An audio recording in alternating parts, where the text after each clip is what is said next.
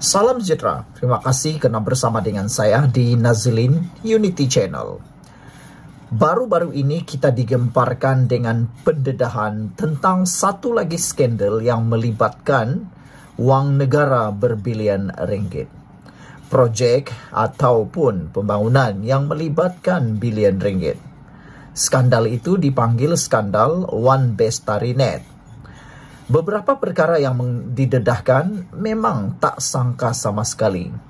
Apabila disahkan, bekas Menteri Pelajaran Malaysia Mazli Malik telah pun diambil keterangan oleh SPRM. Termasuklah kenyataan bahawa beberapa dokumen telah diserahkan kepada SPRM.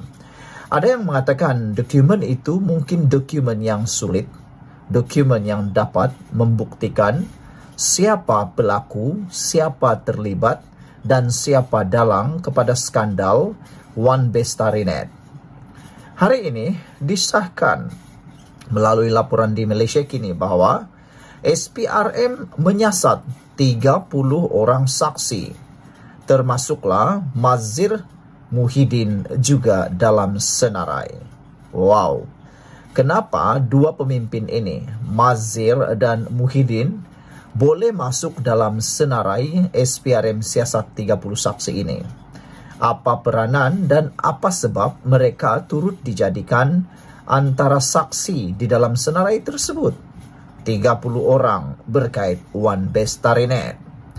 SPRM sedang mempertimbangkan untuk memanggil bekas Menteri Pendidikan Mazir Khalid bagi membantu siasatan kes One Bestari Net yang membabitkan sebuah syarikat yang dilantik oleh kementerian untuk menyediakan perkhidmatan jalur lebar kepada 8,000 sekolah yang didakwa membuat tuntutan palsu. Menurut sumber yang rapat dengan siasatan itu, nama Mazir Khalid adalah antara dalam senarai penyiasat selain bekas Perdana Menteri Muhyiddin Yassin. Itulah orang kata Muhyiddin saja. Sebenarnya bukan hanya tertempu pada zaman Muhyiddin saja. Orang lupa tentang Mazir Khalid. Dia pernah menjadi Menteri Pelajaran selepas Muhyiddin dipecat.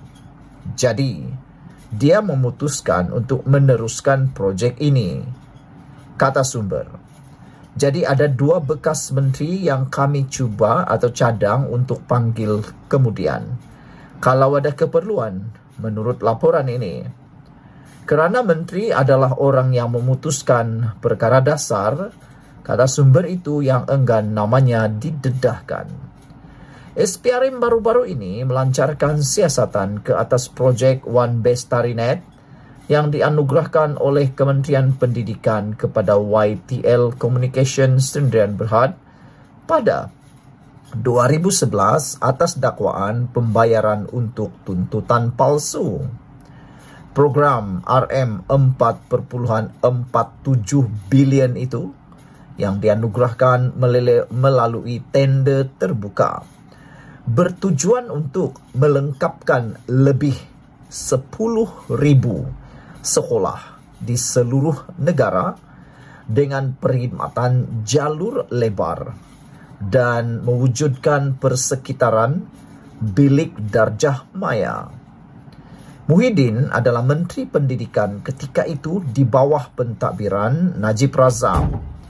Sejak siasatan itu dimulakan, SPRM telah merekodkan kenyataan bekas Menteri Pendidikan Mazli Malik yang memutuskan untuk menghentikan projek itu selepas dia memegang jawatan berkenan pada tahun 2018. Agensi anti rasuah itu juga telah menyerbu pejabat YTL dan sebuah pejabat kerajaan. Kedua-duanya berlokasi di Kuala Lumpur. Ketua Pesuruhjaya SPRM Azam Baki ketika dihubungi berkata, dia tidak menolak kemungkinan pihaknya akan memanggil Mazir Khalid dan Muhyiddin Yassin untuk merekodkan kenyataan mereka berhubung kes itu.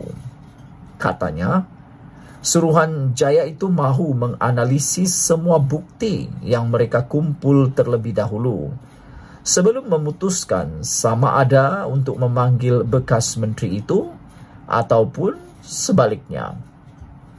Ditanya maklumat terkini kes itu, Azam Baki berkata penyiasat SPRM sedang berusaha untuk mengesahkan tuntutan bulanan yang dibuat oleh syarikat tersebut.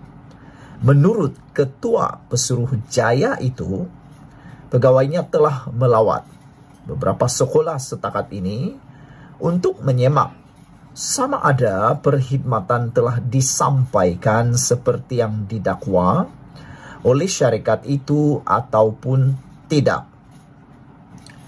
Seperti yang ditunjukkan oleh sumber kepada Malaysia Kini, difahamkan antara aspek yang diteliti SPRM ialah syarat kontrak untuk syarikat berkenan membina menara transmisi di setiap sekolah. Azam berkata, siasatan dijangka meliputi sebanyak mungkin sekolah. Dia menganggarkan proses itu akan mengambil masa sekurang-kurangnya beberapa bulan. Memetik SPRM mempunyai bilangan pegawai yang terhad dan proses penelitian yang terbabit. Sehingga minggu lalu kita telah merekodkan keterangan sekurang-kurangnya 30 saksi termasuk pegawai Kementerian Pendidikan, kaki tangan syarikat dan lain-lain. Antara cabaran yang kita hadapi ialah berjumpa dengan pegawai, menteri yang terlibat dalam mengendalikan proses perolehan projek itu kerana ramai daripada mereka telah pun bersara. Kami juga sedang menunggu beberapa lagi dokumen daripada Kementerian Pendidikan dan Kementerian Kewangan, katanya lagi.